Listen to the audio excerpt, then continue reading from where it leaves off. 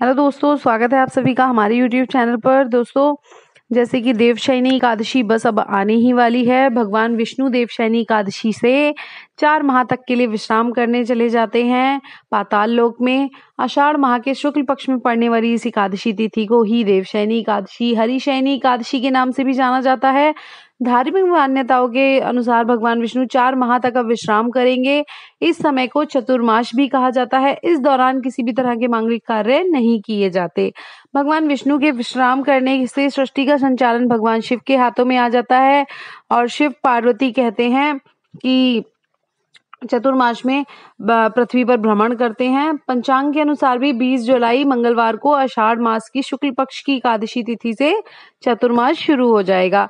इस एकादशी से भगवान विष्णु विश्राम की अवस्था में आ जाएंगे। 14 नवंबर 2021 को देवोत्थान एकादशी पर भगवान विष्णु का शयन काल समाप्त हो जाएगा। मान्यता है कि चतुर्मास में शुभ और मांगलिक कार्य बिल्कुल नहीं किए जाते।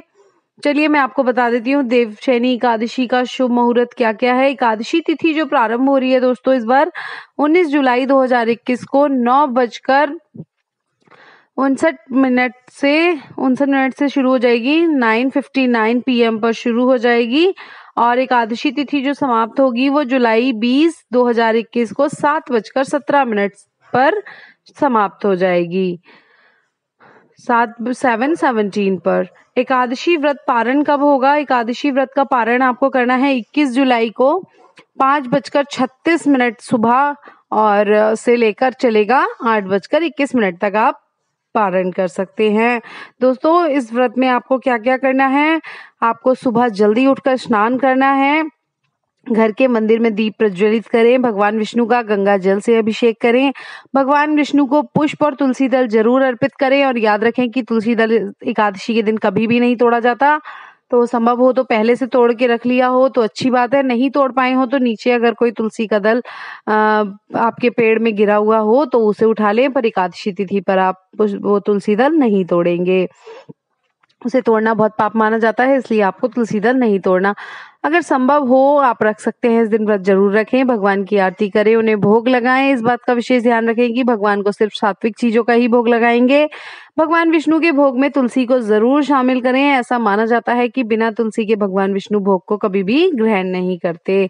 इस पावन दिन भगवान विष्णु के साथ ही माता लक्ष्मी की पूजा जो लोग करते हैं उससे भगवान का ज्यादा से ज्यादा आशीर्वाद मिलता है, उनकी कृपा दृष्टि आप पर आती है। इस दिन भगवान का अधिक से अधिक ध्यान करें। हो सके तो पूरे दिन, अगर आपने व्रत रखा है, नहीं भी रखा है तो आप ओम नमो भगवते वासुदेवाय का पूरे दिन जाप करते रहें। दोस्तों, इस व्रत का महत्व ये होता है, इस पावन दिन व्रत रखने से सभी तरह के पापों से मुक्ति मिल जाती है। इस व्रत को करने से व्यक्ति की सभी मनोकामनाएं पूर्ण होती हैं। धार्मिक मान्यताओं के अनुसार एकादशी का व्रत रखने से मृत्यु के बाद मोक्ष की प्राप्ति होती है।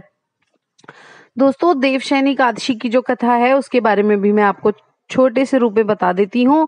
एक बार की बात है, मंधाता नाम का एक राजा रहता था। उसके शासन काल के दौरान उसके राज्य की समृद्धि पनपी और परिणाम स्वरूप उसके राज्य के सभी लोग उससे प्रसन्न हुए। लेकिन समय बदल गया और एक ऐसी अवधि आई जिसके दौरान उसका राज्य सूखे और अकाल के अधीन हो गया। महान शासक होने के कारण राजा मंधाता उन समस्याओं को हल खोजने लगा। एक दिन वह यात्रा पर निकला जिससे उसके लोगों को पीड़ा हो रही थी। अपने रास्ते में वह ऋषि अंगीरा से मिला, जिन्होंने अब उन्हें अपने राज्य की समस्या का सामना करने के लिए आषाढ़ माह की एकादशी का व्रत रखने की सलाह दी थी। राजा मंधाता अपनी भूमि पर लौट आए और अपने लोगों को ऋषि अंगीरा के वचनों का पालन करने के लिए कहा। पूरे राज्य में यह व्रत मनाया गया और भगवान विष्णु से प्रार्थना की गई। भगवान विष्णु उस विश्वास और भक्ति से प्रसन्न हुए उन लोगों की जो राज्य के लोगों ने उनके लिए किया था। नतीजन बारिश हुई और राज्य को समस्या से छुटकारा मिला, जिसने उन्हें निराशा की गहराई में डुबो दिया था। यह सब लोगों की भक्ति और भगवान विष्णु के दिव्य आशीर्वाद के साथ प्राप्त किया गया। तब से भगवान विष्णु की पूजा में अपने आप को समर्पित करने के लिए आषाढ़ी एकादशी को सबसे पवित्र दिन के रूप में माना जाता है। इसलिए दोस्तों, आप भी इस दिन व्रत हो सके तो जरूर करें। बहुत अच्छी एकादशी आ रही है, घर आपका धन धान्य से भर जाएगा और आपके घर में कोई तंगी नहीं रहेगी। अब मैं बताने जा रही हूँ इस एकादशी को लेकर कुछ महा उपाय आपको, जिन्हें आपको करने से, और कुछ ऐसी बातें जो आपको नहीं करना चाहिए इस दिन। दोस्तों, एकादशी के दिन, जैसा कि मैंने पहले भी बताया, एकादशी के दिन दान का बहुत ज्यादा महत्व होता है। एकादशी कोई भी हो, आपको दान करना चाहिए। एकादशी के दिन आप पीले रंग का दान अवश्य करें, जैसे कि पीला फूल ही दान कर दें, पीले वस्त्र दान करें, पीला अनाज दान करें और पीले मिष्ठान दान करें। भगवान विष्णु को अर्पण करें। इसके बाद ये सभी वस्तुएं योग्य ब्राह्मण और गरीबों में आप दान कर दें। इस उपाय से भगवान विष्णु की कृपा बनती है और कार्यों में मनोवांछित फलों की प्राप्ति होती है।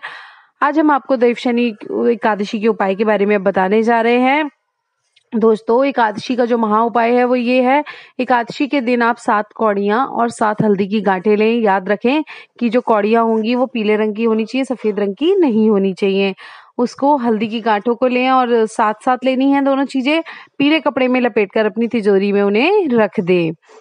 पोटली बना लें एक पीले कपड़े में। इस उपाय को करने से भगवान विष्णु के साथ माँ लक्ष्मी की कृपा, जैसे कि मैंने पहले भी बताया है, माँ लक्ष्मी कौड़ियों में विराजमान है। माँ लक्ष्मी की कृपा आपको प्राप्त होती है। धन संबंधी किसी भी समस्या का सामना आपको नहीं करना पड़ेगा।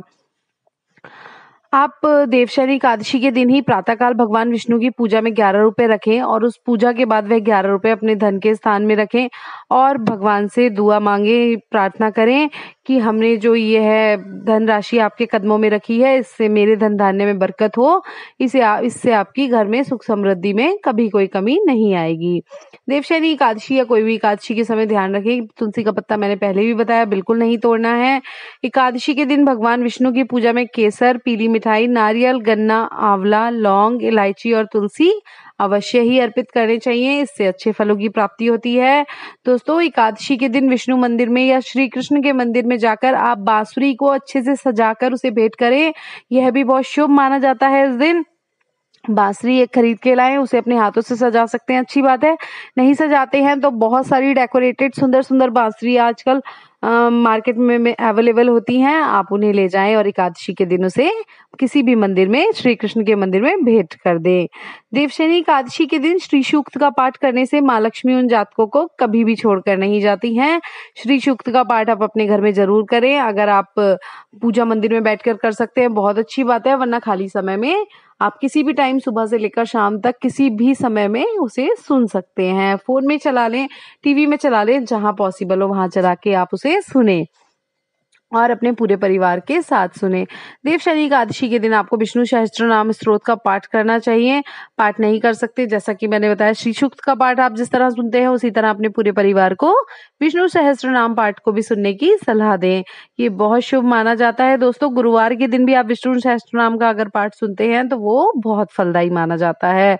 देवशनी एकादशी के दिन भगवान विष्णु का दक्षिणावर्ती शंख में गंगा जल भरकर आप उससे अगर अभिषेक कराते हैं तो दोस्तों इससे माँ लक्ष्मी अत्यंत प्रसन्न होती हैं और जातक पर भगवान विष्णु और माता लक्ष्मी की पूर्ण कृपा बनी रहती है। देवशनी एकादशी के दिन आपको भगवान विष्णु का केसर मिश्रित दूध से अभिषेक कराना चाहिए। भगवान अपने भक्तों से शीघ्र प्रसन्न हो जाते हैं। इस उपाय से जातक को जीवन में किसी भी प्रकार के आर्थिक संकट नहीं आते हैं। दोस्तों, ये से कुछ उपाय जो आप एकादशी वाले दिन कर सकते हैं, देवशनी एकादशी स्पेशली, क्योंकि अब भगवान के शयन का समय हो गया है। अब भगवान 4 महीने के लिए सोने चले जाएंगे पाताल लोक में। तो आप उपाय करें ये छोटे छोटे, जिससे आपके घर में धन धान्य की वृद्धि हो और लोगों तक भी ये बात पहुंचाएं, शेयर करें अपने फ्रेंड्स एंड फैमिली में, जिससे सबको इन चीजों का ज्ञान हो, सबका जीवन सफल हो। उम्मीद करती हूँ मेरी वीडियो आपके लिए हेल्पफुल होगी। Thank you. ओम नमः शिवाय।